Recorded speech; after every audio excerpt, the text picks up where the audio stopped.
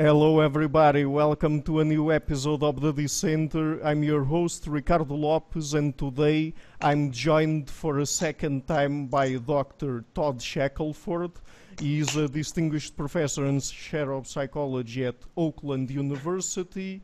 And please go and watch our first interview. It was very interesting. We basically talked about the biological / evolutionary basis of familial conflict or conflict within families or between family members, let's put it that way. And basically we decided to have a second interview. I invited Dr. Shackelford because he has a lot of work, or at least some edited books published on the evolutionary basis of violence, specifically human violence, even though we will probably expand a little bit and talk about some other species, particularly the closest primates like the chimpanzees and the bonobos and others eventually. And basically we're going to focus our conversation on a couple of edited books by Dr. Todd Shackelford and others, including The Evolution of Violence, the Oxford Handbook of Evolutionary Perspectives on Violence, Homicide and War. And toward the end, and I hope we also have time for this, we're going to talk a little bit about self-inflicted violence, including suicide. And for that, we will talk a little bit about the book, The Evolution of Suicide by Cas Soper.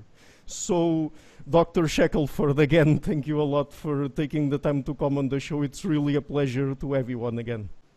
It's my pleasure. Thank you, Ricardo. Okay, great. So, first of all, I think it's important for us to have a proper definition of violence, because perhaps sometimes it's a bit tricky to decide what we should include under the rubric of violence and what we should leave out of it, because it seems that over time at least people have been expanding what they consider to be violence, and sometimes they're not talking strictly about physical violence. They're also including psychological / emotional violence and things like social ostracization and all of those sorts of things.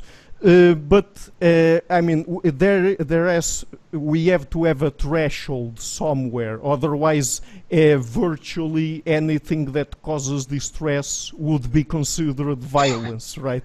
So, I mean, what would be the proper definition here, particularly from an evolutionary perspective? Well, I think you're absolutely right. You have to be clear about what you're talking about when you're talking about violence. Now, I don't have a problem defining something as violence. I think it's, it encourages a lack of clarity. But I think it's very important to be clear. So when I talk about violence, typically I'm talking about the intentional infliction of physical harm. So you are intentionally, or one individual is intentionally inflicting physical harm on another individual.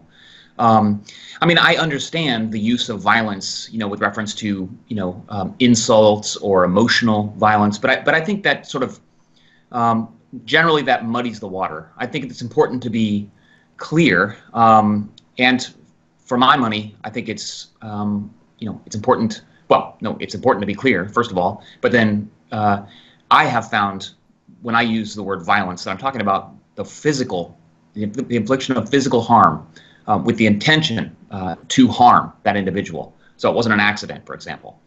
I guess what I'm saying is I agree. I think you got to be clear. Whatever your definition is, you got to be clear. And actually, that would actually help a lot if people would just be clear about what they meant by violence.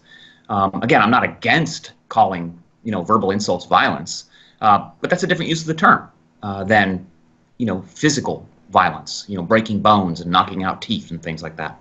Mm-hmm.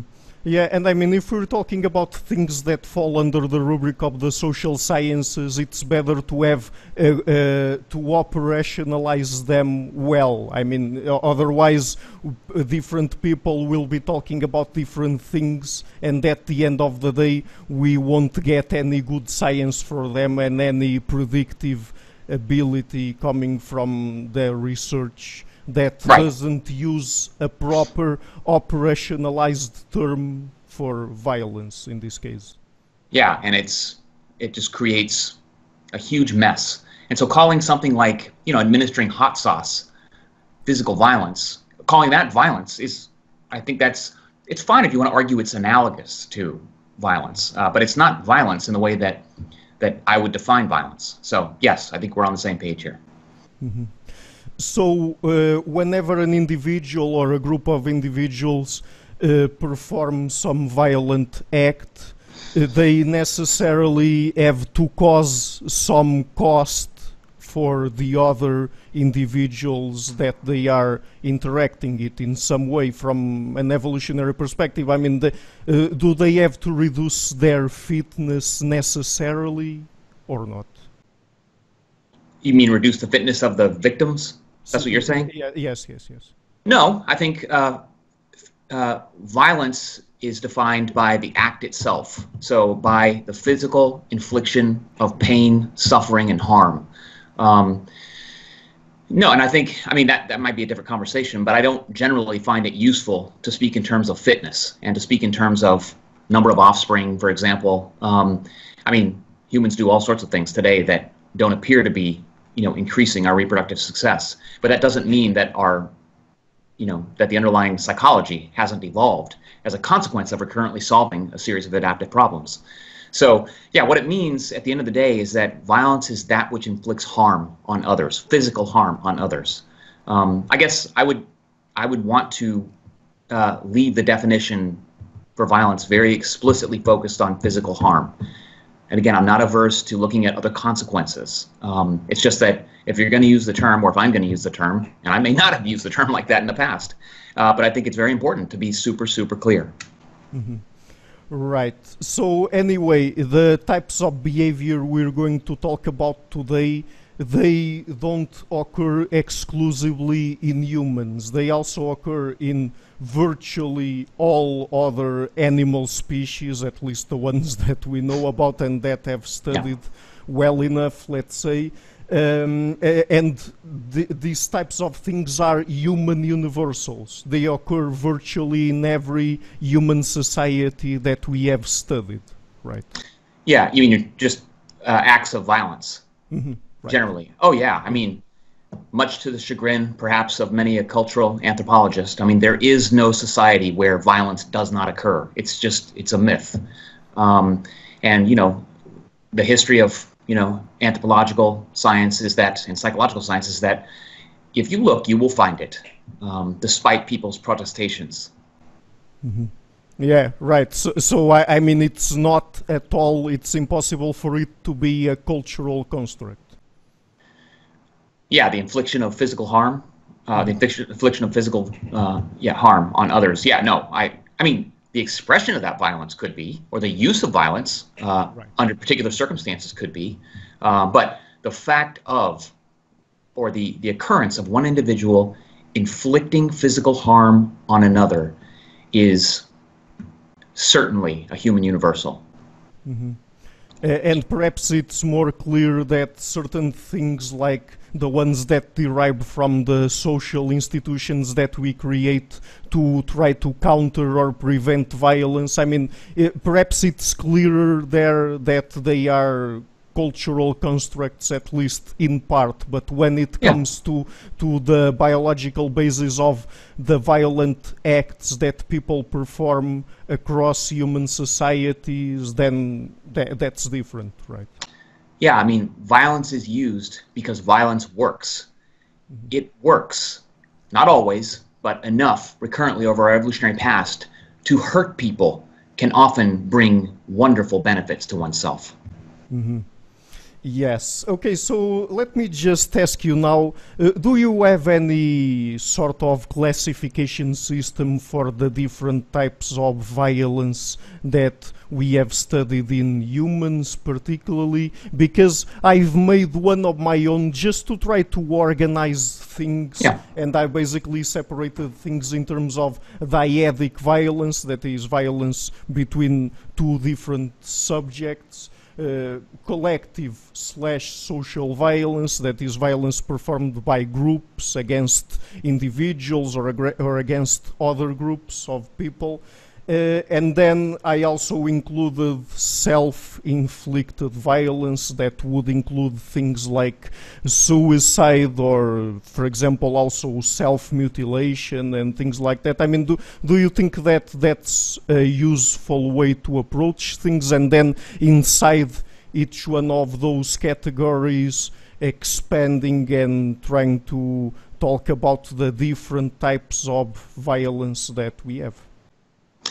Yeah, I think that's actually a really, I mean, until you said the last part about expanding within, I was going to say I might break dyadic violence up into perhaps different dyads, but I actually think that, just casting a very broad net as wide as possible initially, I do like it. I like, group on group violence or group violence. It may be against one individual or maybe against multiple individuals, and then dyadic violence, so one against another. And I think that those are two very important distinctions. And then, of course, I think you're absolutely right that self-inflicted violence. So I actually, I support that way of thinking. I would feel strongly about, digging in just a little bit, like with the dyadic violence, for example, because intimate partner violence is something different from child abuse, for example. Mm-hmm. And not only that, but perhaps relational violence, that is violence that is perpetrated against a romantic partner, for example, is different than the dyadic violence that occur between different family members, and also perhaps between unrelated people that are part either of the same society or of different groups of people, right? Yeah, absolutely, absolutely. So, I mean, there's an argument that could be made that it might be useful to break it down, or to think in terms, I don't know if I want to make this argument, but one could make an argument that to think in terms of like male on male violence, which of course makes up, an awfully large percentage of the violence and homicide, which is very different as a broad brushstroke from, intimate partner violence. But absolutely, I think casting that broad three-part, sort of distinction is useful, and then digging in. But you got to start somewhere. Mm-hmm. Right. But just before we start digging in, let's just explore two more general topics. The first one of which is, humans and other animals, they use violence as a tool to try to solve very specific evolutionarily relevant problems, right? Yes. It is very rare that people or other animals are indiscriminately violent, right? Remarkably rare, yes. Mm-hmm. Okay, so we have also to take that into account, that perhaps when we're going through each type of violence, we have to take into account that it is deployed by the individual or the group of people to solve a very specific problem, either regarding another individual or another group of people, or even other animals from other species, right? Yes, absolutely. I think that's an incredibly important point to make, is that, the use of violence is often cast as something that, is, attributable to brain injury or to psychopathy. But the fact is, I think there's a much stronger case to be made that violence is very strategically deployed. And I'm not saying people aren't emotional when they're engaging in it, but it's predictable. It's predictable in part because it has recurrently solved a very specific set of adaptive problems. Absolutely. Mm-hmm. But that doesn't mean that all types of violence or all violent acts are adaptations. Some of them might be byproducts, for example. Absolutely. Absolutely. Yes. And just when you just said that, it made me think of something like suicide terrorism, which, that's a separate issue, but that might be an example of, the deployment of violence for which there was not likely to be a recurrent adaptive problem. At any rate, I have to think more about that, but yes, so I think once again, we're on the same page. Mm-hmm. Okay, so just one last general question before we move on. There are these main types of broad main types of violence, let's say, and I talked with Dr. Richard Wrangham when I had him on the show, that is proactive violence or aggression, reactive violence, and redirected aggression. So should we perhaps give some broad strokes about each of these types of violence before we move on, because it's important to distinguish between them? Yeah, I mean, I actually just finished his book as well, and I saw a little bit of your conversation with him, and he's an incredibly bright guy, and I really enjoyed his book. I'm not totally convinced that's any more of a useful way of distinguishing violence than the sort of distinctions that we just made a few minutes ago. I mean, I get it. So violence can be used as an active means of causing or obtaining something or securing something, or it can be used as a means of defense, for example, a reactive sort of response. And so I guess that seems like a perfectly reasonable way to think about things, but I'm not sure it's sort of a clearer or more useful way. So I don't know. I'm happy to chat about that. Mm-hmm. Yeah, perhaps it's more useful from the point of view of Dr. Wrangham's book, because he's trying to make a case of maybe comparative psychology when he's comparing humans to other close primates like the chimpanzees and the bonobos, and then it's useful in that specific situation to evaluate rates of proactive and reactive aggression in the several different species. I think you're absolutely right, and absolutely, and I think my initial response is basically my unacknowledged speciesism. Basically, I'm thinking about humans, but I think you're right. I think that's a very good reason to open up a slightly different way of thinking about violence, and so, yes, I agree. Mm-hmm. Okay, so let's start then with dyadic violence, and perhaps we could start off by talking about intersexual conflict and also intrasexual competition, because we have the two different types of things. One occurs more when men and women establish romantic relationships between them, and the other perhaps when men and women are competing among themselves to try to acquire, for example, a partner or any other sort of evolutionarily relevant goal, right?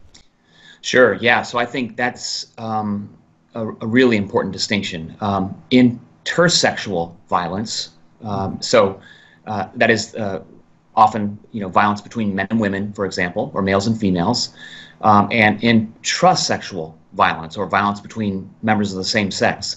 I think you're right. You're dealing with again, I mean, there are lots of complications, but as a broad brushstroke, yes. I mean, dyadic violence in the sense of men inflicting violence against women or women inflicting violence against men often has a whole different set of variables are relevant, and I think a different psychological machinery of the mind.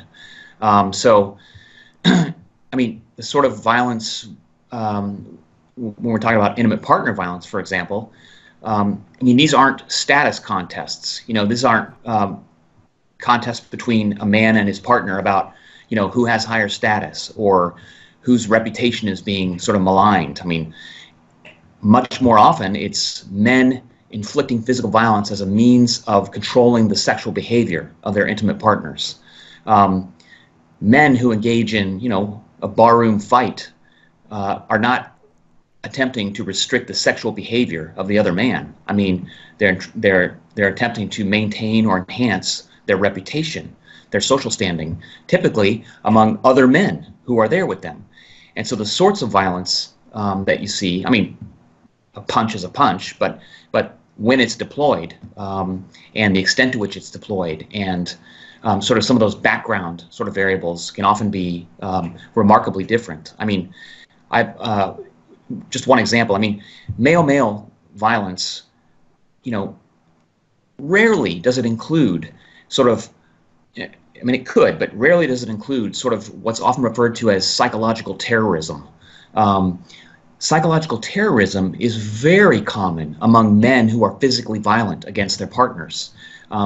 It's often not just a single instance of, punching her. That's often, part of a much broader and richer and diabolical strategy for controlling, her sexual behavior, for controlling her movements. And so that's where you see often a much longer history of interactions between the two individuals in a dyad, and not just any old set of interactions, but a very peculiar, very strategically deployed, not consciously deployed, but strategically deployed means of psychological control and management of someone's behaviors. Again, these are very atypical for the classic sort of male-male status contest in which somebody looks at somebody and the other guy doesn't like the way he's being looked at, and a punch is thrown, and before you realize it, somebody's dead. That's an entirely different set of psychological and emotional circumstances. Mm-hmm. So the sex differences here in terms of violence and perhaps aggression are relevant, right? Because the way by which men and women try to perhaps gain over the competition, or perhaps when they are competing intrasexually, they tend to deploy different strategies, and perhaps if we are limiting here our definition of violence to what people perform physically, then men resort to it much more than women, or not? Oh, absolutely. Men are a magnitude of order more likely to be violent, more likely to inflict violence in a multitude of ways than is true for women. And of course, that's not to say that some women aren't violent. Of course, some women are violent, and some women kill their partners too. But that's relatively rare, relatively speaking. Yes. Because when women compete against each other, they resort more to perhaps verbal and social tactics like gossiping and trying to denigrate the adversary, and perhaps trying to isolate them socially. Those sorts of tactics, they are not very physical, right? Yes, as a broad brushstroke, they're much less likely to use physical violence. And again, that's not to say they don't ever, of course they do, but much less likely, much more likely to deploy social and reputational sorts of means of doing away with a would-be competitor or a rival.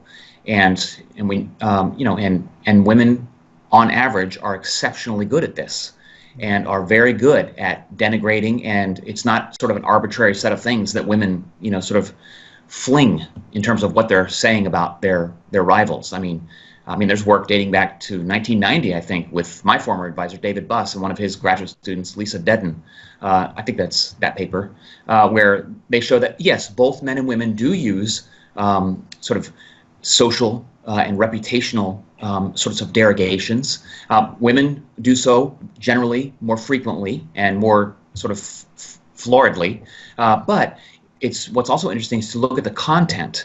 And so you see that when men denigrate, when they do it, and they do sometimes do it, when they denigrate their rivals, they're much more likely to denigrate their ability to secure resources or their physical strength or, the quality of their car. Oh, he doesn't have a car, whoops.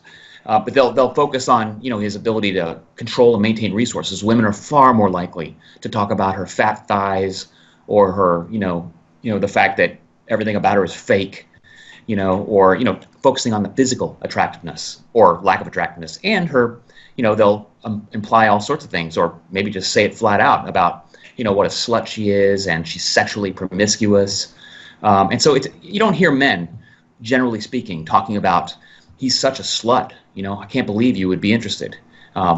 So, anyways, that can get very interesting as well when you look at the types of denigrations or derogations that men and women deploy. Yeah, that's very interesting, because it seems to me from what you've just described that when men and women denigrate other men or other women, that is intrasexual denigration, the preferential targets of their denigration are also the targets of sexual selection by the opposite sex, it seems to me. Absolutely. I mean, women focus their slurs and derogations on other women in just such a way that makes it most convincing that to men that this is not a woman you want to be involved with. You know, talking about her, you know, how ugly she is or how old she is, or, you know, it's as if women have been trained to you know, it's as if they've learned, well, at any rate, it's not an arbitrary set of things that they're focusing on. It's very explicitly focused on that which is most hurtful, particularly in terms of members of the other sex that are considering the derogated person as a potential mate. Mm-hmm. So in broad brush strokes, they're focusing on, when it comes to women, in physical traits that are associated with what men consider to be beautiful, and when it comes to the men, they focus on traits related to perhaps the acquisition of resources and physical prowess and things like that. Yes, yes, absolutely. I mean, that's what the data indicate, and not just physical attractiveness, but sexual availability. Now that can backfire too, of course. If he's not thinking about that other woman as, you know, a long-term partner, but he just wants to have sex with her, well, then telling him about what a slut she is, you know, and how she'll have sex with anyone, that might not be the best strategy. You got to get your P's and Q's straight. You know, is this guy interested in a long-term relationship or a short-term relationship? And generally speaking, women and men are very good at altering, you know, sort of the nature of those derogations to coincide with the likelihood with which they will be most successfully deployed. Mm-hmm. So last time we talked about familial conflict, and now I want to introduce the topic of intersexual violence, that is violence between both sexes. And I mean, most of them, it seems to me at least, occur between men and women when they are romantic partners. But are there any relevant cases where perhaps it occurs between men and women when they are, for example, interested in someone of the opposite sex, but they don't have access to that person, romantically speaking? Wait, so you're saying between like a man and a woman that he wishes there was a relationship?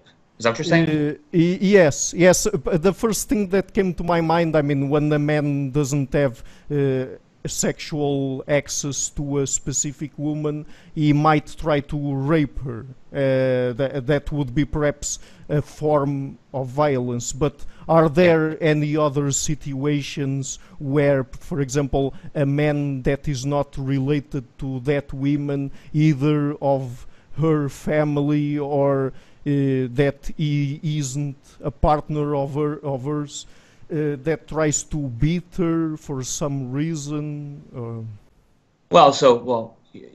So your example, would that also include like a stepfather sexually abusing and raping a stepdaughter? I mean, they're not genetic family members, but again, it's still in the familial context. Yeah, I guess what did you have in mind? I'm not sure. I mean, perhaps one thing that came to my mind when I was thinking about this was what happens in, for example, Muslim societies. Perhaps that occurs on a very specific cultural framework, but really they have those sorts of norms, let's call them, where if women don't follow those norms that are directed at them, then men gang up to beat specific women or to stone her to death or something like that. I mean, that's not specifically dyadic violence properly, but I mean, perhaps something like that. I don't know. Yeah, I think that's right. I mean, I would probably call. I mean, maybe it ultimately, maybe at one level, it's dyadic in the sense that, I mean, it does occur where, for example, a father, will murder his daughter for having lost her, her religious way. But there's a bigger context there, and very often it's not just him that wants to, restore the honor of the family, but it's him with, his wife and his sisters goading him on to do this. And so while the male may be sort of the tool that deploys the physical violence that ends in death, he's doing the bidding as well of often a shockingly large community of people. So I would put that in a slightly different context. I mean, that would be an interesting sort of case where it is dyadic in some sense, assuming it's just one man killing one woman. But as you noted, even there, it's more typically multiple people involved, like in a stoning, for example, or in a lynching. I mean, that's certainly isn't restricted. I mean, we hear about it with regard to Islam, but certainly that can occur, in every religious context or in other sorts of cultures of honor sorts of contexts, which don't necessarily involve religious belief. Mm-hmm. Yeah. And one thing that usually also goes associated with that, and I'm not sure also if we could classify it as dyadic violence or not, is that when women are put under certain social cultural norms, the other women also, when they find someone that don't follow those norms, they also want to punish them, and that's a sort of intrasexual conflict or punishment or competition that goes around there. So, for example, if a Muslim woman doesn't want to abide by the rules of the dressing code, let's say, perhaps there are many instances where people refer to the fact or report that many times the first person that comes to the front to condemn that woman is another woman, and many times from the same family. So. Absolutely.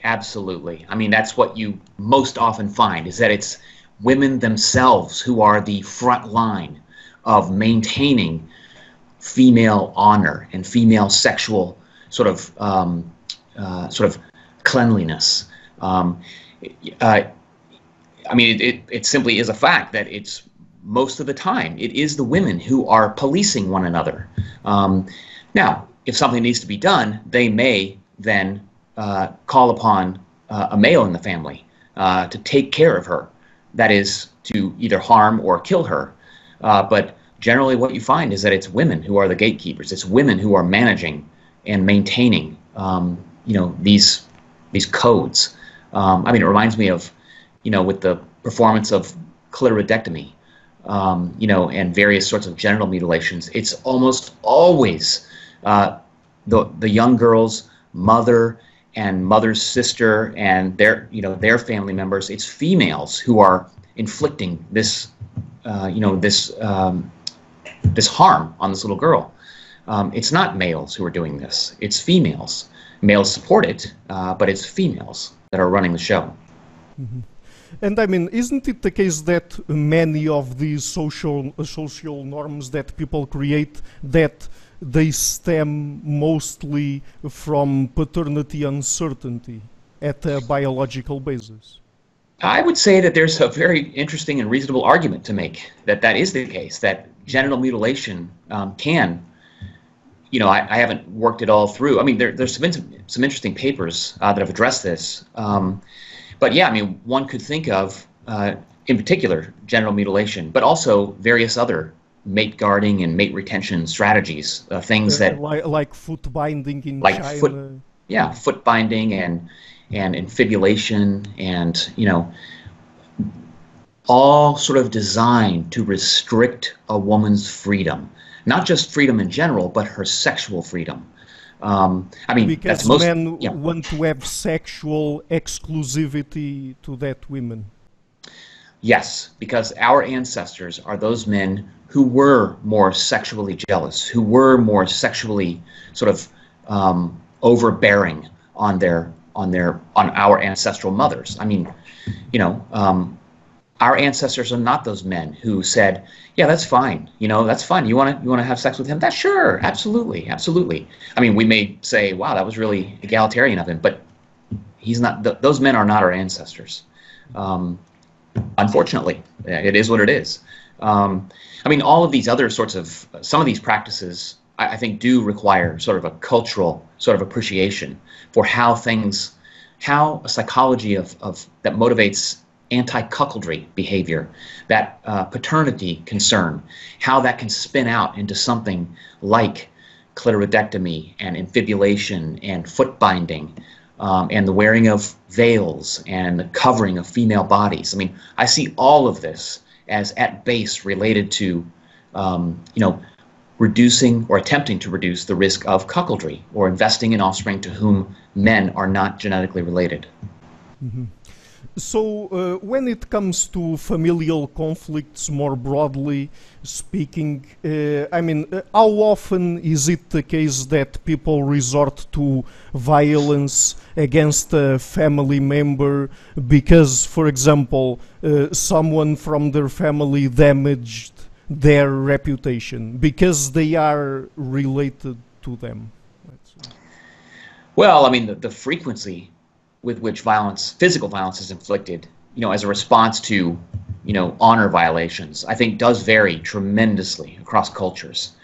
And it varies across time within a particular culture. I mean, part of what the state, you know, does, part of what Leviathan does is take control of, you know, the use of physical violence to right the ship or to punish a wrongdoing.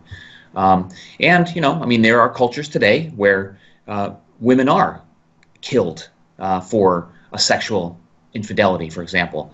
And then there are cultures like, well, I mean, I was going to say like in the United States, but men still kill women for a suspected infidelity. It's just that there's much less of the cultural sort of trappings and the cultural support for the killing of a woman as a function of, you know, because a man suspects her of infidelity. So I mean, this is the realm of what I often think of as evolutionary cultural psychology. People often, you know, have the sense that these are competing sorts of traditions or competing perspectives, but I think that's flat out wrong. I think in order to understand some of these, you know, cultural practices and variations, you must, you know, understand the underlying evolved design of the mind or apparent design of the mind. I mean, these are all humans all over the world. Okay? Men and women that encourage their family members to kill a woman for a sexual infidelity are no less or no more human than we are. They're operating on the same psychological machinery. I mean, what you have to try to get at is, why is it resulting in, you know, sort of this widespread public approval of a public execution, for example, a stoning, whereas in another culture, you know, a man is left to, you know, divorce his partner. So at any rate, I think that's exactly the sort of area where I think a cultural evolutionary psychology or an evolutionary cultural psychology becomes not just interesting or important, but necessary. Mm-hmm.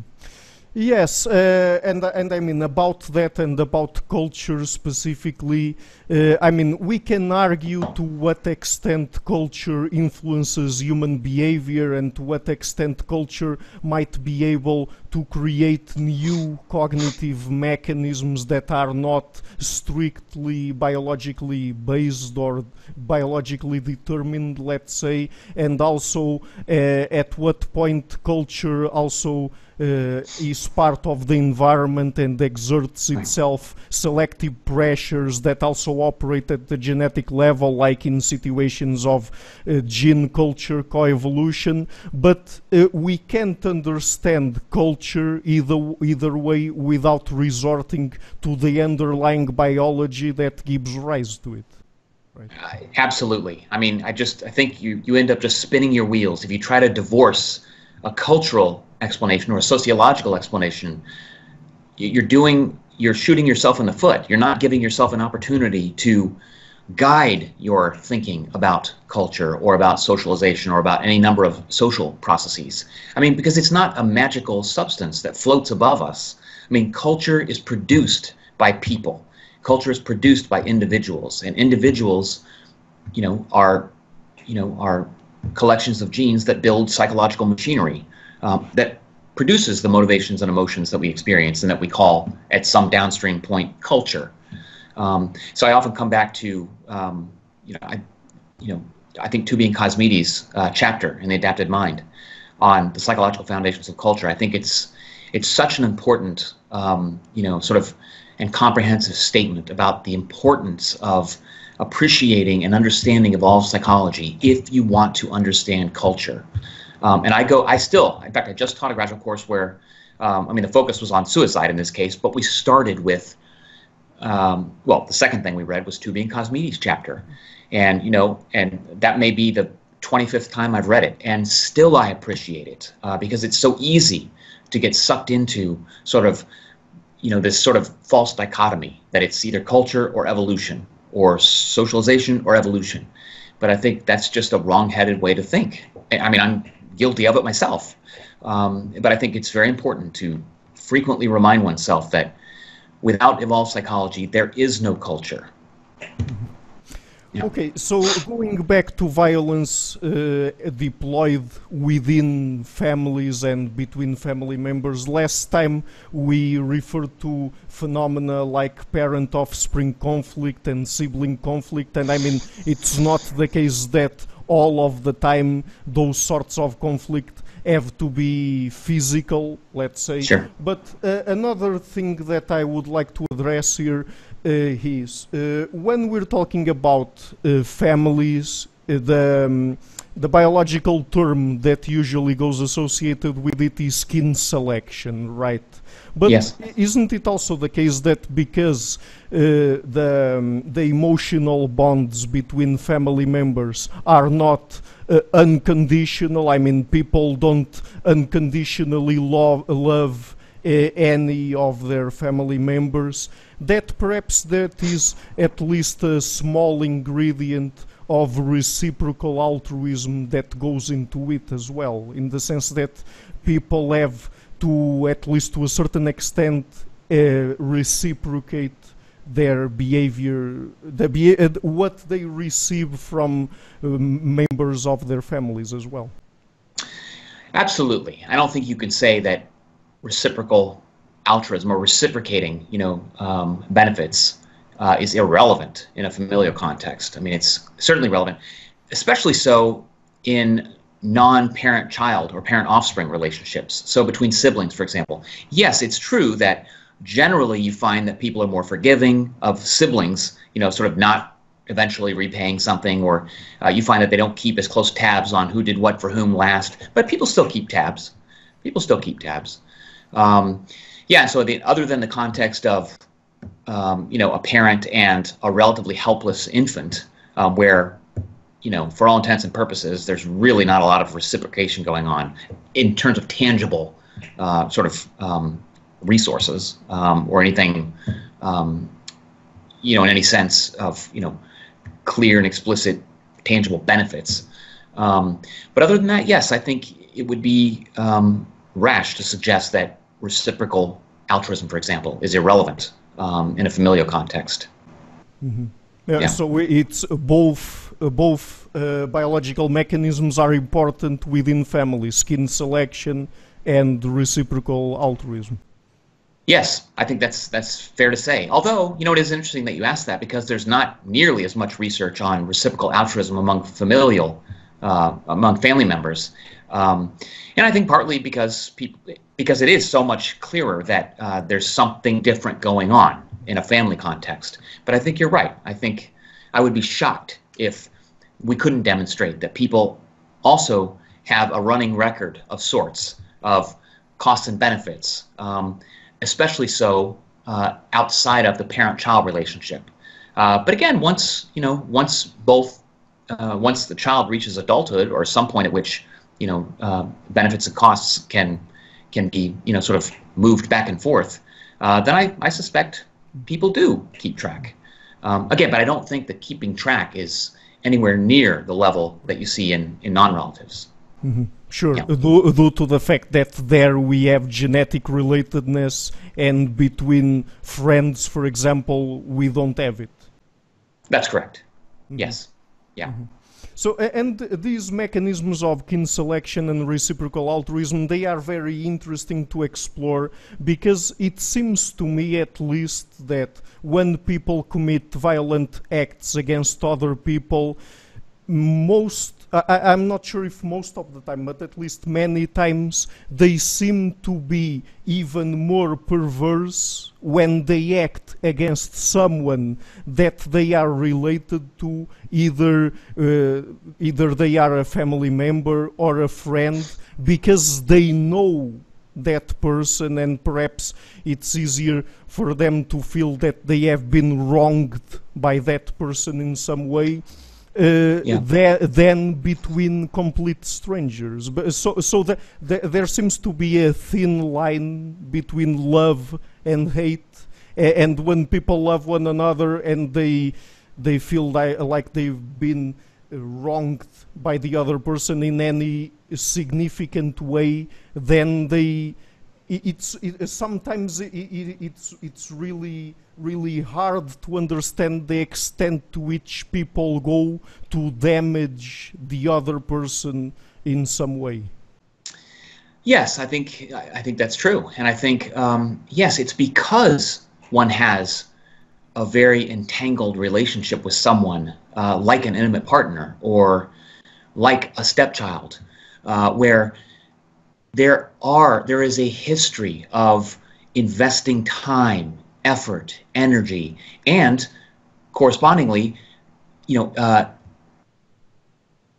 having experienced a whole series of opportunity costs. I mean, while you're investing in your current intimate partner, okay, you are not, generally speaking, investing in another intimate partner. I mean, so there are costs that have been expended.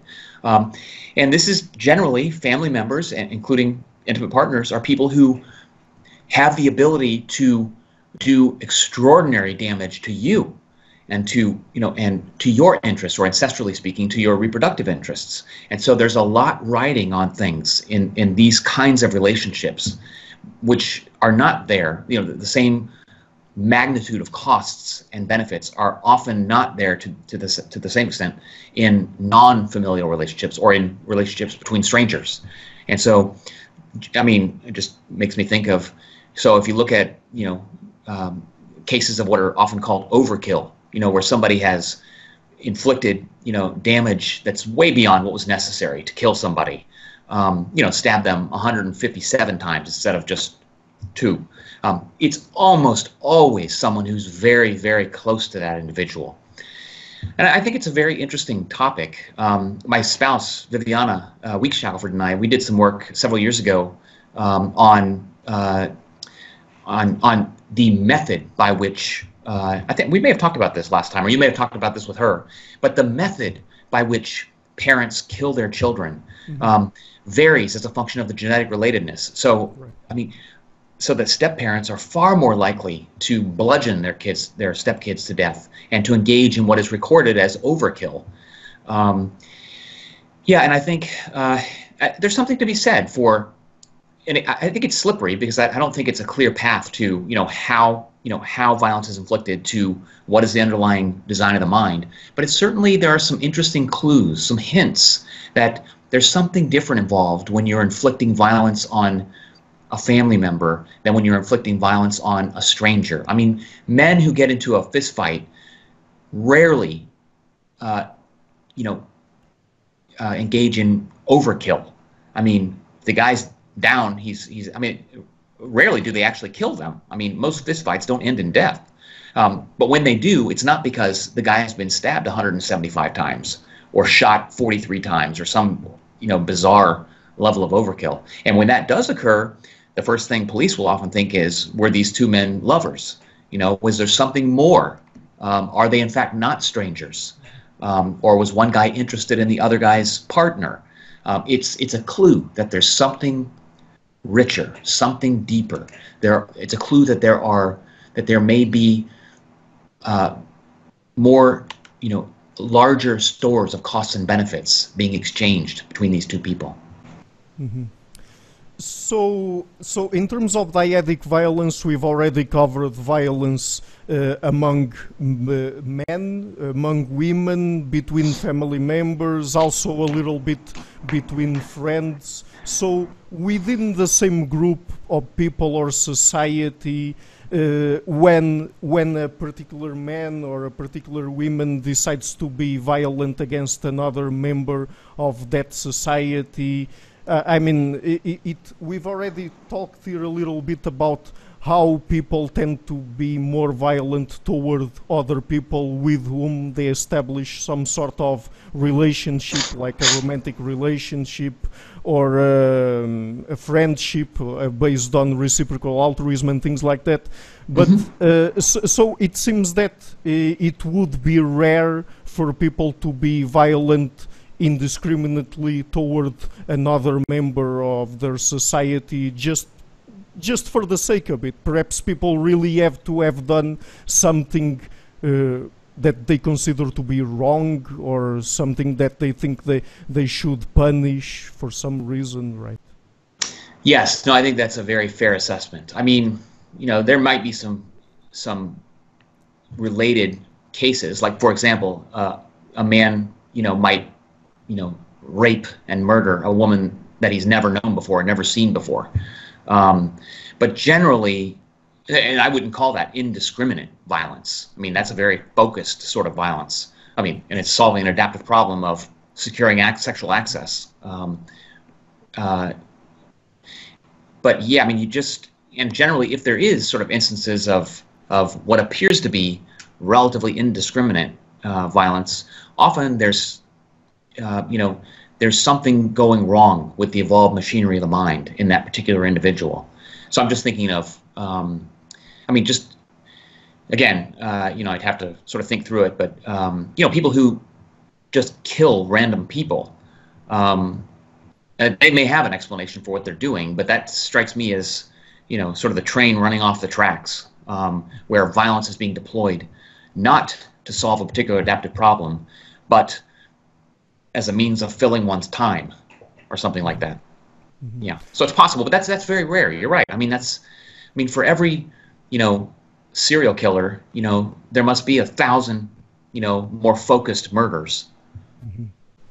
Right. So, when we're trying to explain human violence, perhaps psychopathology should be the last place where we should go to try to explain it, and not the first explanation that we have at hand, as many people tend to approach it that way, in terms of, if someone commits a violent act, then we try to give them immediately a label in terms of mental disorder or a mental pathology of some sort. Nowadays, perhaps in the societies that we live in, it could make some sense in terms of the legal system and also of the health system, because sometimes if people are labeled as suffering from any sort of mental disorder, perhaps it's easier for them to have access to help in the health system. But from a strictly scientific perspective, perhaps that's not the best approach to have here, right? No, I think that's a significantly poorer approach. Yeah, I think it's not to suggest that psychopathology is never relevant. I think we're much more likely to make progress by considering the possibility that violence is being deployed, as it was designed to be deployed. In other words, what I mean is, a very real possibility is that the evolved machinery of the mind is functioning just exactly as it was designed to function. Specifically to motivate violence, and perhaps to motivate killing. Mm-hmm. So I think, just chalking it up to lunacy or psychopathology, it doesn't really help. It doesn't really give us, sort of a path, in terms of how do we, solve this? How do we reduce it, if that's what we want to do? If you had to, at any rate, I mean, if it were true that, wife battery or wife killing, was produced by psychopathology, then we've got a lot of lunatics, far too many than one would expect, statistically speaking. And I mean, it could also be the case that this approach of trying to label people with some sort of psychopathology, that it might also not be the best approach to help those people, because from the point you've labeled something or determined that it is abnormal behavior, perhaps you will try to look for things there, even at a scientific level, that will mislead you, and perhaps you won't get to the crux of the issue, and perhaps how those mechanisms operate, and perhaps the sorts of environments that we can create to tweak our systems to not preferring those types of approaches and things like that. Right. Yeah, absolutely. I mean, that strikes me as super reasonable. I think it should always be there as a possibility that there's something wrong, that there's, that a mechanism is not functioning as it was designed by evolution by natural selection to function. But I think I wouldn't want to go there until I had convinced myself that it was just not possible, that the mechanism, is operating as it was designed to operate. And sometimes we could also have a case of evolutionary mismatch, right? I mean, it's not exactly that person has some sort of problem or their brain is malfunctioning in some way, but simply that we evolved in certain types of environments and to deal with other people in certain ways that perhaps we don't have access to nowadays, or perhaps our societies are so different from the evolutionary environment of adaptedness or something like that, that people find it really hard to deal with other people in a functional way or something like that. Yeah, absolutely. And so it just reminded me of Steve Pinker's recent last couple of books. I mean, the fact is, that violence and homicide have decreased, extraordinarily. In part, I'm persuaded that in part it's, by the implementation of the state, grabbing control of the use of violence. Now, and so as a consequence, our minds are also built to be sensitive to what is appropriate and what other people think. People are still violent. People still kill each other, even in the United States, for example, or even in modern Western countries.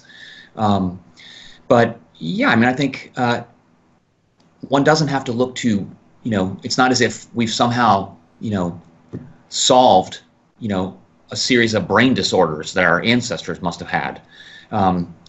We've, taken advantage of a remarkable sensitivity to social concerns and social context, and we certainly are susceptible to cultural sorts of values and inputs.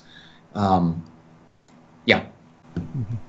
Okay, so perhaps let's now move on to collective/social forms of violence, that is, violence perpetrated by more than one individual at the same time. Mm-hmm. So I guess that perhaps we could start off with this, because I've had Dr. Alan Fisk on the show, and he wrote a very interesting book called Virtuous Violence, where he establishes a very interesting connection between morality and violence, and he talks about many different instances where violence is morally motivated. So when we're talking about, as we talked about before in the interview, of violence having a certain very specific goal or a certain very specific evolutionarily relevant problem to solve, we can also include in those goals moral goals, right? Because many times people are really morally motivated to perpetrate violence against other people. Absolutely. I finally just recently read his book, Virtuous Violence, and I thought he made a beautiful case for the all-encompassing morality of violence. people that do inflict violence, on average, think they're doing a good thing or think that it's something that must be done. And I think that's part of the evolved machinery of the mind, is that, you know, there needs to be a motivation and an impetus there to move one to behave in such a way and to inflict the sorts of costs that violence inflicts. So yes, I think I think that Fisk and his co-author, I've forgotten his name, did a wonderful job of basically reminding people that, you know, there's another component here that we might want to investigate. And I think they're dead on. I think it makes excellent sense. Mm-hmm. And that's very interesting also in another sense, because many times when people are exposed to acts of violence that someone commits and then they ask, for example, the perpetrator why he did that or she did that, and he says, or he refers to, for example, that he thought that he had been wronged in some way, and he thought that he was doing justice in some way, let's say. Many times people, and even psychologists, particularly social psychologists, tend to think that many of the things that people say that go associated with their behavior and that they present as motivations for their actions, they are post hoc rationalizations. That is, they commit the act, and then only after the fact do they come up with an explanation that is not really the real underlying motivation for what they've done. But in this case, I think that Alan Fisk is arguing for the opposite, that perhaps many of the reasons that people present, particularly from the moral realm or the moral domain, might be the very underlying motivations behind their violent actions. Yeah, I mean, absolutely. And I mean, you can hear that in the explanations that some people give, which, in fact, there's an expression of, what do you mean, why did I do it? I mean, wouldn't you? You know, and so the idea is that it's such a powerful sort of motivation, you know, that you've been wronged. I mean, a wrong must be addressed. Or if your partner has been unfaithful, or you think she might have been unfaithful, well, then you're fully justified. You feel fully justified in, you know, in physically assaulting her. Why? Because you had to. You know, and that's how it feels. That's how it feels, and that's often how it's expressed. Mm-hmm. Yeah. Right. So, talking specifically about group violence, do you think that there are any significant differences that we should talk about between group violence committed between people that are part of the same group, or between different groups of people? Do you think that the motivations there could be different? Oh, yes. Oh, I think they could be very different. It's not to say that they couldn't sometimes be similar, but right. Yeah, I think the motivations, the quality of the violence that's inflicted, the excitement of the violent infliction, I think can oftentimes be very different. If you're talking about groups, you know, if you're talking about within a group as opposed to across groups or one group against another group. Yeah, I think the motivations can be different. I mean, after all, the presumption right from the get-go is that they're not on your side. Whereas people within one's group, they're on somebody's side, if not your own side. And so there's a different quality that must be considered in that kind of violence. You know, and again, it's not to suggest that people can't be murderous and, you know, vicious within the group, but I think that's much more likely to occur when you're dealing with intergroup violence as opposed to intra-group violence. Yes, yeah, I'm not sure where you want to go with that, but yeah, I mean, I agree. Yeah, absolutely. Mm-hmm. And intergroup violence in this case includes things like what we call war. And I want to talk about this now because war, I mean, it's a tricky subject sometimes, because the way, for example, traditional societies wage war against one another tends to be significantly different from the way more modern state societies wage war against each other, right? Yeah, definitely. I mean, you can talk to people besides myself. That's not really my area of expertise, but at the same time, yeah, there's no doubt about it. I mean, the way that tribal warfare, is sort of engaged is, my understanding is much more likely to be, what I think Wrangham himself calls raids, where it's, a group of men in the still of the night, attacking another tribe, just when they're the least likely to be prepared. Why? To reduce the costs. I mean, to make it as beneficial and effective as possible. I mean, raiding to some extent still occurs with modern warfare, but it's much less likely. I mean, it's much more tactical, much more removed. And I think, so while it's all part of what we could call warfare, the way in which it's conducted strikes me as different enough that we may even need to think, about whether or not it's all part of the same thing. And it's also the case that perhaps one big difference is that in state societies, the leader or the leaders have at their disposal many more men to go to war, and they also have set in place a very specific social bureaucratic structure to force them to fight their own wars. And perhaps in traditional societies like the ones of hunter-gatherers and horticulturalists and even pastoralists to a certain extent, it's much harder for the alpha male, let's say, to force other men to wage war against another group. Oh yeah, absolutely. And so much so that, one gets the impression that there often is, I mean, there may be sort of a man regarded as highest in status, but he's expected to be involved as well. I mean, he doesn't sit on the sidelines and, sort of draw things up and say, here's what you're going to do, and then you're going to do this, and then good luck. He's much more likely to be, a participant, much more egalitarian in that sense than you do see in modern, state warfare, which is just excruciatingly hierarchically organized. Mm-hmm.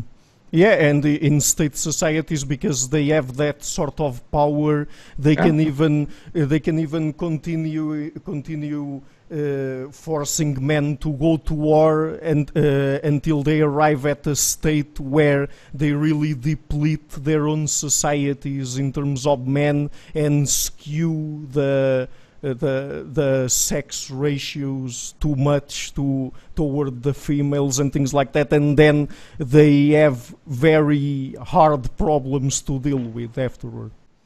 Yeah, I think part of it is, a relevant variable seems to me that, I mean, men in modern state warfare really can be thought of as cannon fodder. I mean, just tools, right. Meat machines, that you sort of let loose. There's not the same commitment to individual men and to individual families, that you see in much smaller societies, in tribal hunter-gatherer societies where everybody knows everybody. I mean, part of the success of modern state warfare, success, if you want to call it success, is that, the people pulling the people, drawing things up, it might as well be puppets out there. They're not, they have nothing personally invested in the individuals who are, doing the actual warfare. And I think that does create a very different sort of psychological and sociological experience. Mm-hmm. So another thing that we can talk about here in terms of group violence before moving on to self-inflicted violence is the fact that within societies people can also gang up to punish a singular individual, like for example someone who doesn't follow the rules, or someone who doesn't reciprocate enough, or someone who is extremely violent toward the other members of the group. And that I mean, Dr. Wrangham also talks about that in his book, The Goodness Paradox, and he calls it in the extreme capital punishment, where when, for example, one male is very violent and other smaller males gang up to kill him, basically. Yeah, no, I thought that was just a very simple but brilliant sort of hypothesis that he had. I thought that was just absolutely fascinating. Yeah, the whole notion that execution by fellow group members has been a persistent adaptive problem for humans over evolutionary history. I thought that was a really sort of, really interesting insight. And also something that's behind our self-domestication, at least if the hypothesis is correct, right? Yeah, and again, I think he concedes he might be wrong, but what an interesting idea to pursue. That itself, many careers could be spent digging into that, and I hope will be. I thought it was really interesting and important. Yeah, I mean, so you can get we talked a little bit about the use of violence, to sort of, sort of punish a woman for a sexual, wrong, or for, straying from the path of the religious. But, I mean, gangs, for example, inner-city gangs inflict violence on wayward members, there are many circumstances in which people will band together, again, within a particular group, to inflict violence. And they do this, my sense is that it's not the first sort of line of correcting behavior, but it's a line of action that can be used if necessary. And the reason is that it can be remarkably effective. I mean, assuming you're not going to kill the person, which actually is a difference between within group violence and then group on group violence. I mean, I think more frequently it's likely to be the case that death is an intended outcome in group on group violence, whereas when you're using violence in the context of within a group, I think perhaps more often the goal is to correct unacceptable behavior rather than to kill that person. Although certainly there are circumstances where someone's been given just one too many chances. And in Wrangham's sort of argument, there's a time at which, all right, that's it. This person's done. We got to take care of this. So yeah. Would you also classify as violent behavior when a group of people decide to expel for some reason a member of their group? In the sense of ostracization or something like that, and then the person is left to fend off by themselves. And I mean, I'm asking you this because I think this is crucial, because particularly in human societies, I guess that during our evolutionary history, it would have been very, very difficult for a single individual to survive by himself or herself, even if he was very proficient in terms of being very competent in that specific environment, in terms of acquiring resources and finding shelter and things like that. I mean, basically, they would have been condemning him to death. Yeah, I agree. And actually, so although technically it wouldn't or may not fit the definition of violence where you're intentionally inflicting physical harm on another individual, I mean, you are indirectly doing that. And actually, I see it as it's slightly, it's more cruel than just killing them.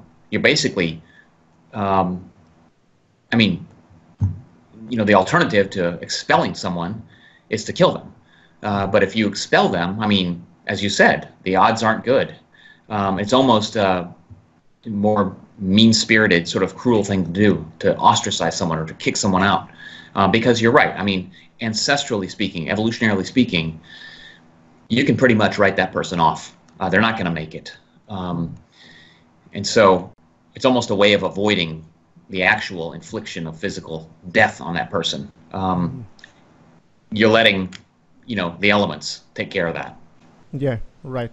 In some situations, it can even be more perverse than simply immediately killing the person. Oh yeah, right. Yeah, and just thinking about, right, that may be a different topic, but I mean, humans are astonishingly good at cruelty and inflicting pain, short of death, where it's clear that, that is the goal. So the goal is not death. The goal is to inflict pain and suffering. And in terms of cruelty, they even reach higher than many other animals, right? I can't, oh man, I mean, chimpanzees can be cruel,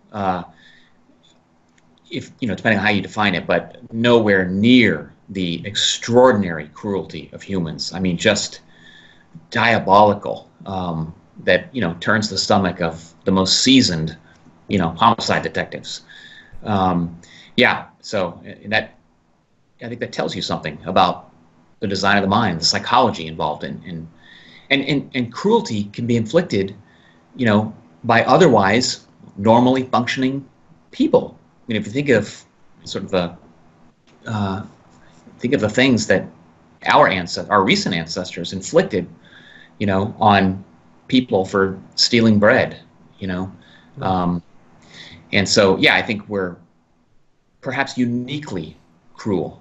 I mean, we just have to remember the sorts of punishments that human societies throughout history developed, and I mean, it's awful to say the least. Yeah, I mean, the thing is, these aren't, subhuman people. These are my distant relatives, your distant relatives. I mean, they were every bit as human as we are. And what that tells you is that we too are capable. We too have the ability to deploy extraordinary cruelty. Never mind murder and homicide and rape. But we are also capable of all of the things that our otherwise normally functioning ancestors, did.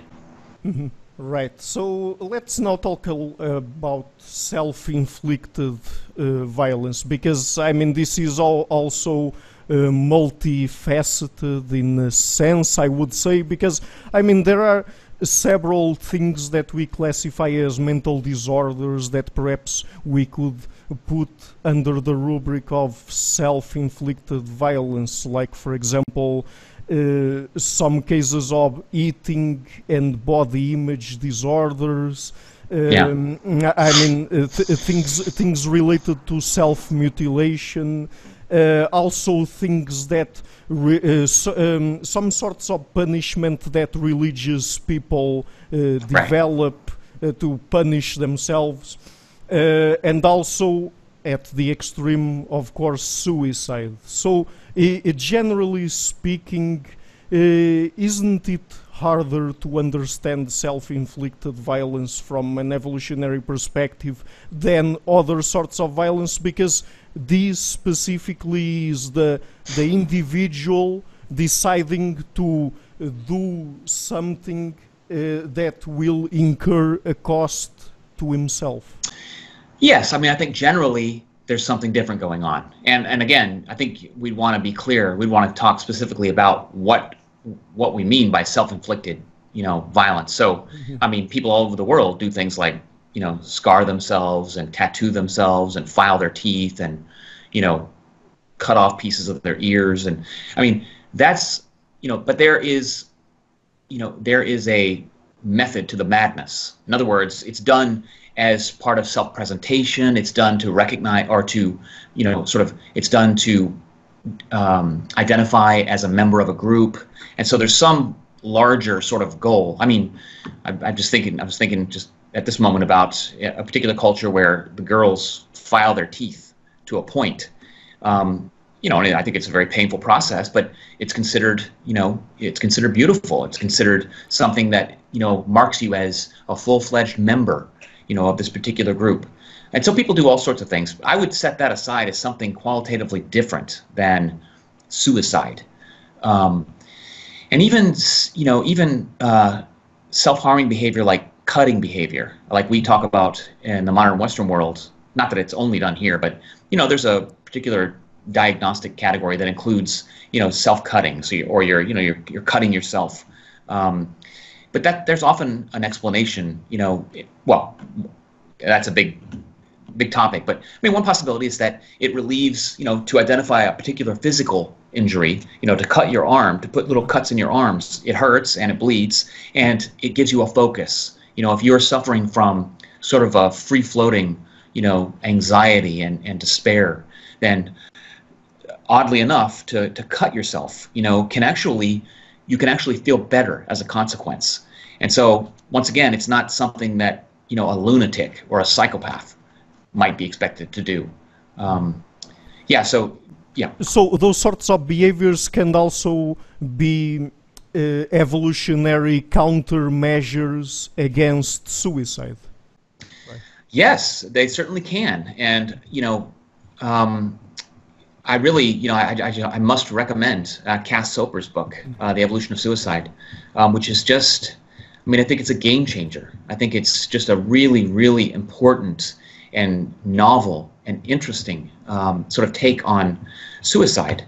Now, and again, he may be wrong. He may be wrong about all of it, but I think it asks a different series of questions. And the bottom line is he has argued that suicide has been a recurrent adaptive problem for humans, that the risk of suicide is part of, it's a byproduct of the evolution of a mind that's capable of looking into the future, and the ability to understand that to make pain stop, well, one solution is to extract yourself entirely, which appears to be utterly unique to humans among those species that exist today.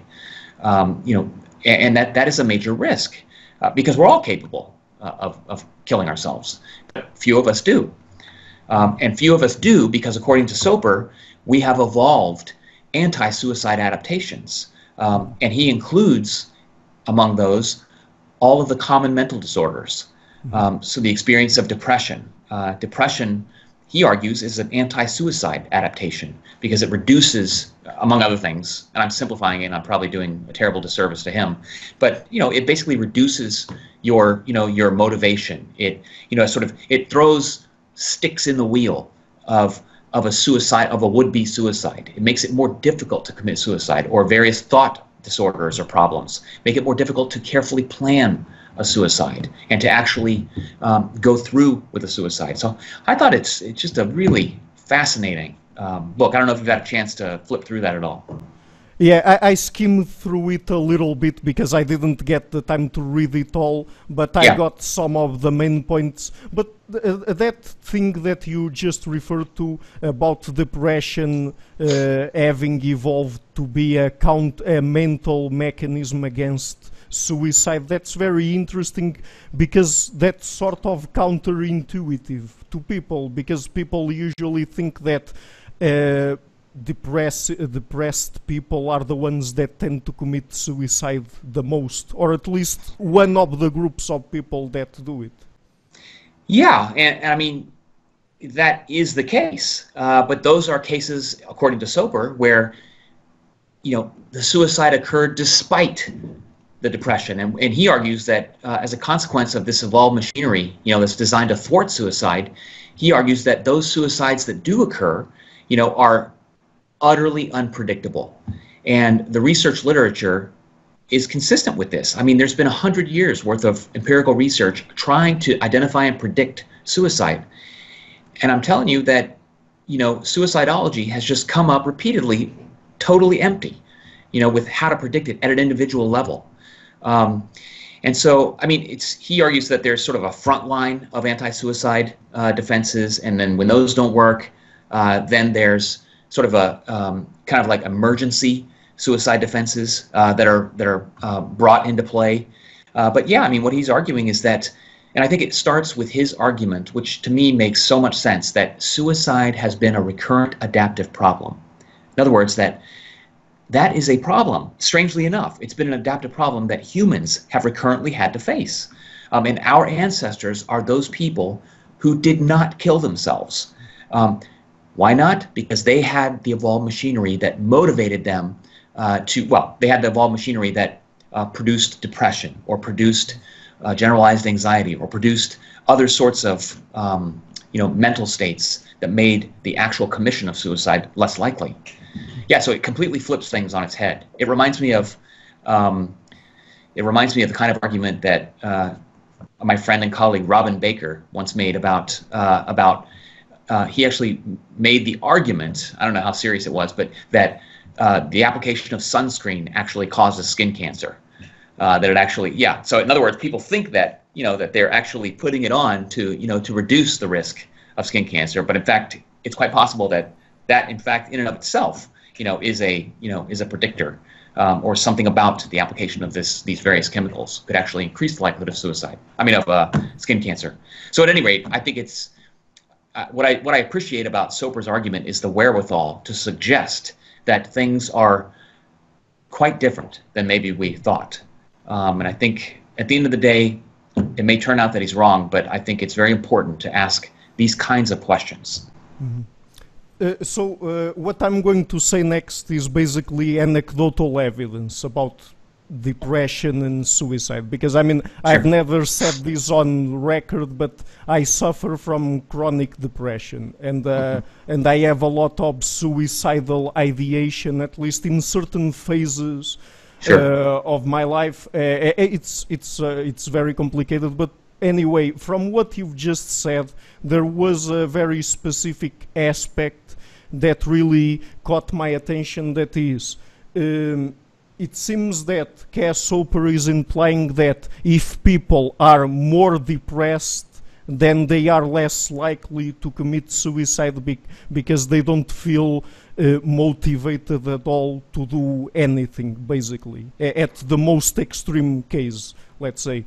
And it's interesting because I just remembered that I have a pattern when I am more down or more depressed. That is, I tend to have more suicidal ideation when I am a little bit less depressed, right. Immediately after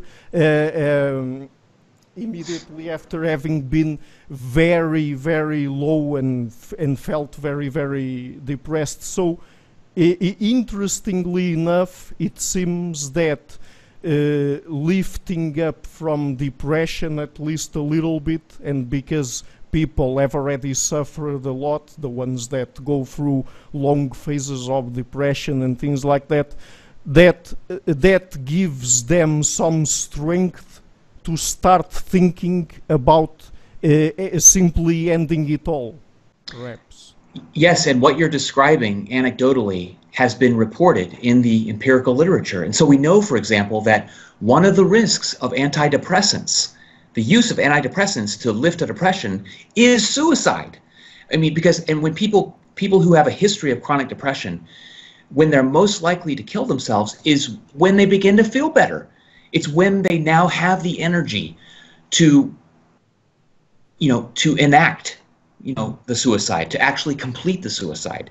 And that kind of evidence, is consistent with what Soper is arguing. Because otherwise, what a strange thing. You're taking an antidepressant and you have an increased risk of suicide? Yes, many people do. And for precisely the reason, you're basically gumming up the evolved machinery. You're tripping it up by, artificially lifting it chemically, and you're not allowing it to do its job. Now, at some point, people become so depressed that they can't eat, they can literally die. And so, just like, you can have a fever that is so high that you simply have to administer medication. To hell with the bacteria that might be inhabiting your body. You'll have to deal with that later. But yeah, there's sort of these breakpoints. And I don't know the first thing about how to, these are important conversations and important things to think about. I mean, there is a point at which a depression, is so severe that it's unseemly to not, offer, palliative care. But it does, I think, cause us to, not race to fix that which feels bad. Because there may be sort of an underlying logic to what's happening. And even more interesting than suicidal ideation occurring more frequently when people are feeling better is that, at least in my case, I don't know if that also happens with other people, that I have a lot of suicidal ideation when I'm feeling good, not just better, but really good. And that's really weird, but I've experienced a lot of that. So I don't know if that's also part of the literature on that or not. But. Yeah, I mean, it's certainly consistent with his argument as well. I mean, basically, you know, when you're feeling good or better, that's when, you know, oftentimes when the various, you know, evolved anti-suicide mechanisms are sort of in a latent state, and it allows for the sort of running through of the suicidal thoughts. And, you know, and the thing is, the vast majority of people, by their own reports, have had suicidal thoughts. And having suicidal thoughts themselves isn't particularly predictive of actually committing suicide. But at any rate, yeah, I think it's there is a literature suggesting those links, those very links that you're talking about anecdotally. And from a, you know, if you're steeped in the suicidology literature, you would sort of scratch your head and say, what in the world is going on here? There must be a mistake.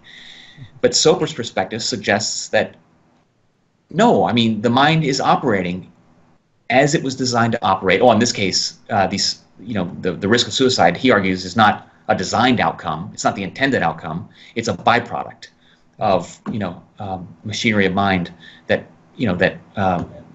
allows us accidentally to be able to project into the future and to be able to, to cognitively, appreciate that one can stop the pain by extracting oneself from existence. And that's not an insight that any other animal appears to have.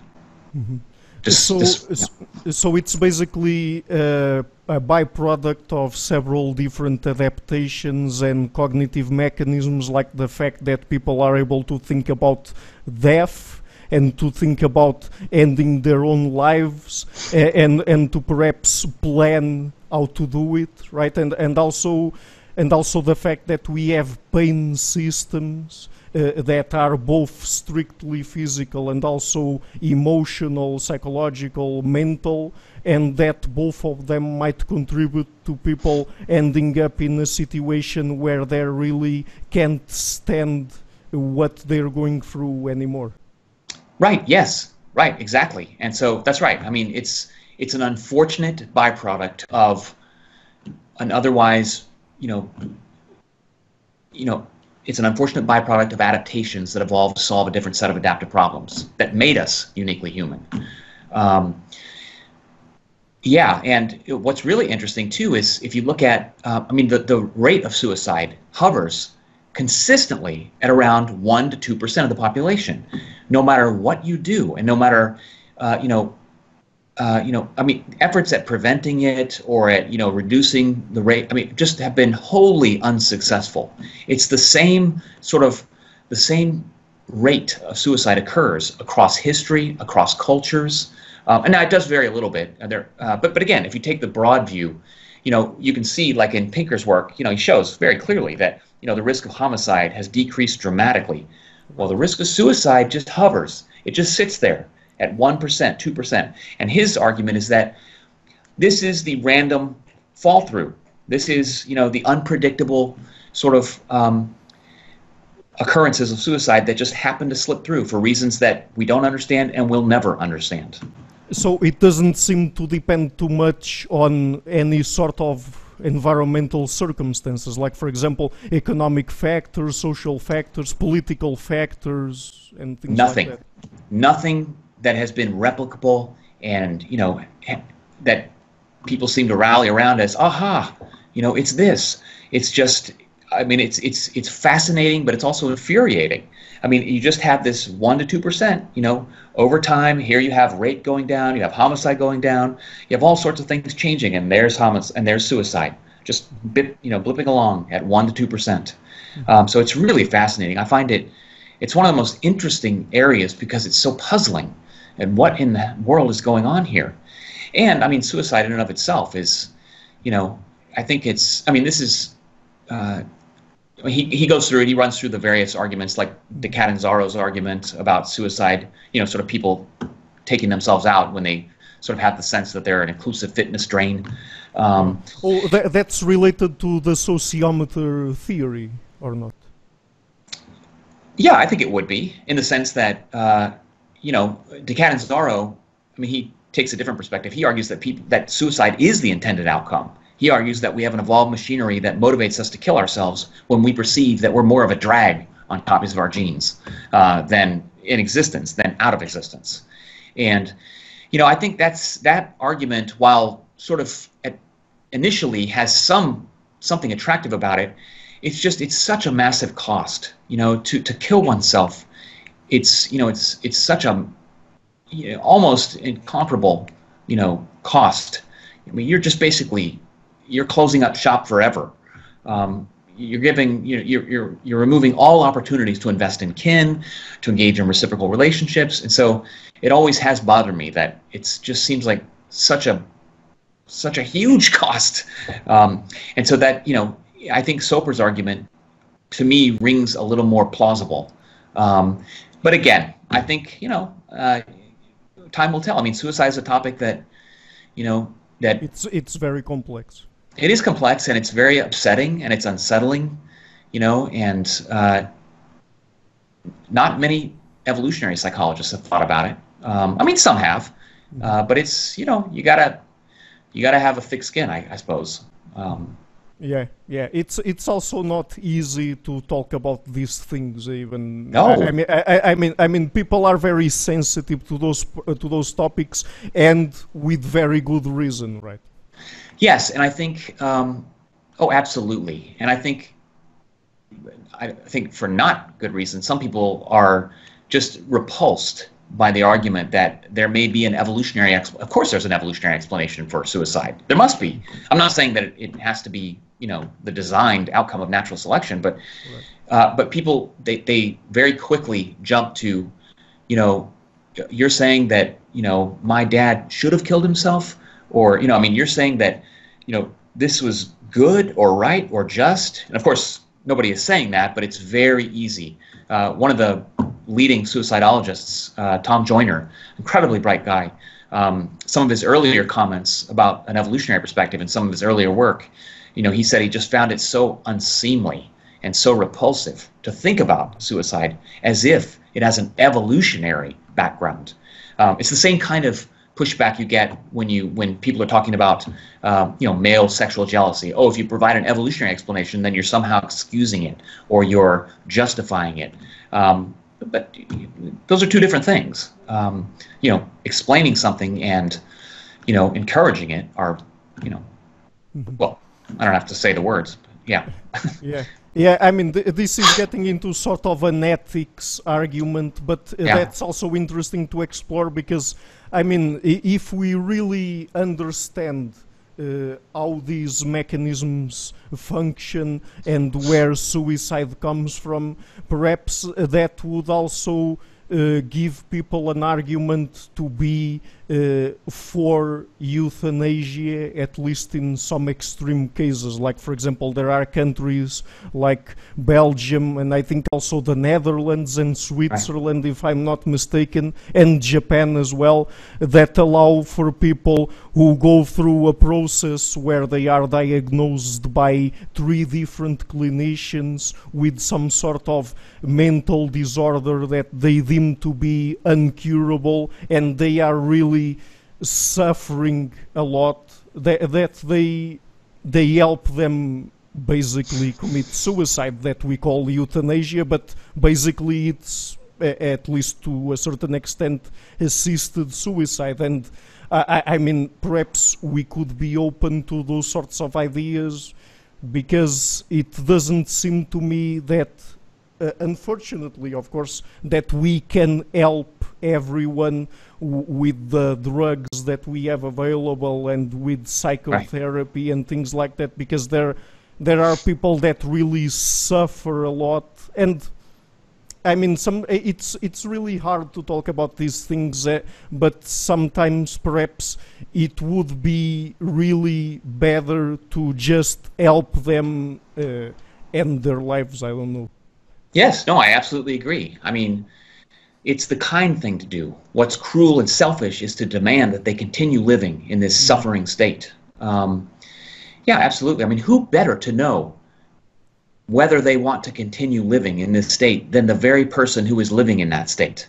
But you're right. I mean, it's an argument that gets us into ethics, and I think it's an important conversation to have as well. And I've been deeply persuaded by my friend David Benatar's argument for a qualified defense of suicide. He's not arguing that everybody should just go and kill themselves, but there's something, I think, yes, there are people who are suffering to such an extent and with no relief that, it becomes, unconscionable and unseemly to demand that they continue living. So, yeah, I mean, I think it's fascinating, which is a separate sort of dimension from the issues of, sort of the evolutionary machinery that accidentally motivates suicide. It's a different level of analysis, but yes, I mean, there are countries. I think this is, yeah. I mean, you mentioned the Netherlands, where, I mean, I just read a paper recently where this particular medical doctor, he's making the case that there are rational suicides. Some people argue that all suicides are indicative of mental disorder. In fact, Thomas Joyner, in a recent psychological review paper a couple years ago, he and his colleagues argued that 100% of suicides are attributable to mental disorder. First of all, who says 100%? I mean, it's an extraordinary risk that they took, 100%. But quite the contrary, there are medical doctors, there are people around the world that argue that there do exist rational suicides. I mean, somebody can say, I'm done, I don't want to do this anymore. And they don't have to, and there may be no evidence of pathology. There may be no evidence. Somebody has simply had enough. But that wouldn't find a home anywhere in the sort of system that requires that all suicides are the result of psychopathology. Right, yeah. Right, and that's again referencing a point that we made before about having this strict psychopathological approach to human behavior. We're talking specifically about violent behavior, but perhaps we can expand it to all human behavior, right? Yeah, and frankly, it strikes me as as morally sort of suspect to argue that all suicides. I mean, you're basically, well, now the person went and killed themselves, and on top of that, you're going to sort of communicate that this person was a raving lunatic or something. And it's not clear to me how it helps and how it actually contributes to. Yeah, sometimes it seems that the way people label other people, even psychopathologically speaking, it's just a way of socially condemning that person. I mean, I've had this argument on the show before with the philosopher of psychiatry, Dr. Rebecca Roach, and it's very interesting because, I mean, clinical psychology and psychiatry, it's really hard to establish what is strictly scientific there and what is not, because even as we look back at the history of psychiatry particularly, there were situations where people seemingly created labels to brush, to put at the margins of society people that they didn't like for a reason or another. And I mean, right.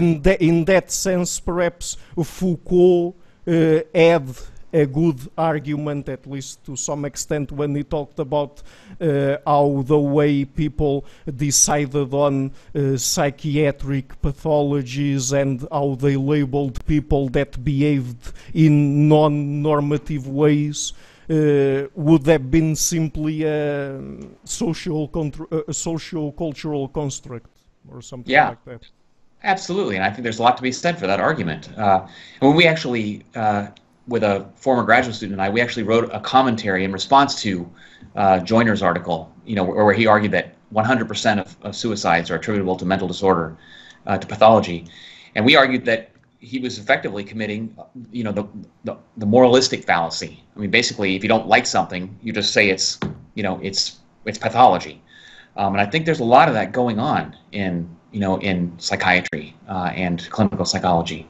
I mean, there may be pathology, but there may not be. And I think, part of it is also, I don't think it's conscious, but I think we all do our part in encouraging people to not kill themselves, and to sort of make social statements about how that's not a good thing to do. I mean, in some sense, one could get the impression that there was, sort of methinks thou protest too much sort of thing. But we're all sort of invested at some level, or at least socially or culturally, in maintaining this sort of notion that, well, suicide is what a crazy person does, or suicide is a selfish thing, or suicide is the easy way out. And I think there's an incredible amount of evidence to suggest that suicide is not easy, it's not, you can't just blanket statement or make the case that suicide is a cowardly action. It may well be the most courageous action that somebody can perform.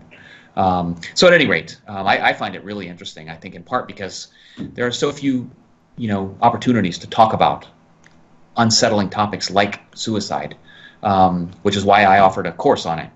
Sort of gave me an excuse to really dig in, and we gave ourselves an excuse to talk about this. And it was incredibly, interesting and engaging. Yeah. Mm-hmm. Okay, great. So just before we go, do you think that there are any other aspects of human violence at any of the levels that we talked about that perhaps you would think would also be interesting to refer? Or do you think that we've already covered perhaps pretty much all of the ground there? I mean, we've covered a lot of ground. There are a couple of topics that I just want to throw it out there because I think they're really fascinating. One of the topics that I've really been interested in for a long time, and I've never done anything with it, is the occurrence of rape in warfare. And I think there's something, shockingly normal going on here, and sort of distressingly common. It is so frequent that men, having dispatched the enemy, feel there's a powerful sense of entitlement and sexual arousal, and it's just so predictable. Where, it's this the occurrence of rape in the context of warfare. And I think these are not men who are, once again, these are not raving lunatics. These are not psychopaths. These are the very men who are, doing the dirty business of protecting our country or, fighting against the enemy. But I think there's something fascinating there about, the psychology of, post-victory. There's a lot of anecdotal evidence that men on the battlefield will report suddenly being sort of confused that they're super sexually aroused. They'll have this sudden sexual arousal, and they'll sort of be wondering, what's wrong with me? But I think there's and then there's sort of there's an egging on, and then there's a banding together and a protecting the group. So you can see I haven't really allowed myself to think carefully through these things, but I think it's really interesting, and I think there's a very powerful psychology operating there that I don't think has been explored as deeply as it could have been explored. So that's one topic that I think is really interesting. I don't know if you've ever thought about that, or sort of no, I don't think so. But have you already started exploring that topic in terms of literature? Or? Yeah, I mean, there is a small literature that approaches, rape in the context of warfare. There's a huge literature, but it often treats rape as just another means by which, one country sort of attempts to humiliate another country. But if that were true, why must these men stick their penis in the woman's vagina and ejaculate? Why must they do the particular things they're doing when they could have just, cut her ears off or something? Why go through all of the sexual stuff? So I think there's that doesn't work.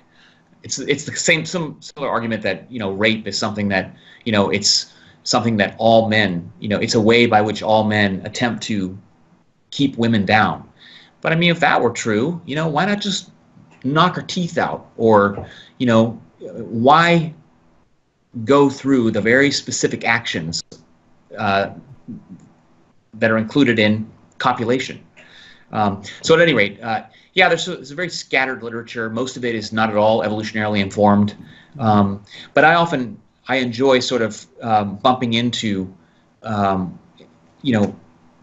back and I'll read, some history of warfare, and so, we like to think that we, as in whichever country you're in the United States, we think that, well, we wouldn't do that. But of course we do that, and of course, when I was just reading some book recently where it was during the Civil War in the United States, the Northerners and the Southerners, and a woman recently, it was a couple of years ago, she published a book about the extraordinary amount of rape that went on by the North, as they were sort of, defeating the South. And this is something that people don't like to think about because, well, the North, they won and then they were good and we're all one happy country now. But it's, it's so predictable that I think there's an important, psychology there that hasn't been unpacked. So the other topic I'll just mention quickly, which I also think is incredibly interesting, and it's a huge topic, is the topic of genocide, which I think also is one that I don't think has been sort of fully unpacked from an explicitly evolutionary perspective. And once again, it's one of these behaviors that is, it's so predictable. And once again, the people who are inflicting or committing genocide turn out not to be, just riddled with pathology. Okay, they're me, they're you, they're our recent ancestors. And I guess I'm very drawn to those kinds of, phenomena where they're just unbelievably cruel or terrible behaviors that are being perpetrated by otherwise normally functioning people. And I think there's, I think part of the explanation may well be found in our evolved psychology. Mm-hmm. Okay, very well. So you're going to explore those sorts of topics in your work now, like genocide and rape in war, or? Yeah, well, I've done quite a bit of work on rape in the context of an intimate relationship and the circumstances under which rape occurs, and there I take a sperm competition theory perspective. Mm-hmm. But I've not gotten much farther than just, boy, this is fascinating. I think it's just such a big topic. It's hard to, and there's really no good data sets. I spent, the better part of, a couple of years ago trying to identify data sets on rape in the context of warfare. And it's just, maybe I just haven't found these data sets. But what I'm hoping to do is to find some data set where someone has carefully sort of kept track, as much as you can, of the circumstances in which it occurs, who has committed the rape, but these data sets are just, I think it's just such a nasty topic that people would rather not bury themselves in this kind of, data. So anyways, maybe someday, those are the topics I'd like to explore further. Mm-hmm. Okay, great. So, look, I will be leaving links to all of your work again in the description box of the interview, as well as links to your edited books, The Evolution of Violence and the Oxford Handbook of Evolutionary Perspectives on Violence, Homicide and War, and also, of course, to Cas Soper's book, The Evolution of Suicide, which we talked a lot about during the interview, and I haven't read it all yet, but we've explored many of the topics that he talks about there in the interview, and I think it's very interesting anyway. So, Dr. Shackelford, thank you a lot again for taking the time to be here with us today, and I think it was really a fascinating topic to explore. So. Absolutely. Thank you very much, Ricardo. I appreciate it. Hello everybody, thank you so much for coming to my channel and for watching this interview until the end. As you might have noticed, I've started this channel on February 2018 and have been putting out regular interviews with academics and intellectuals from a variety of fields.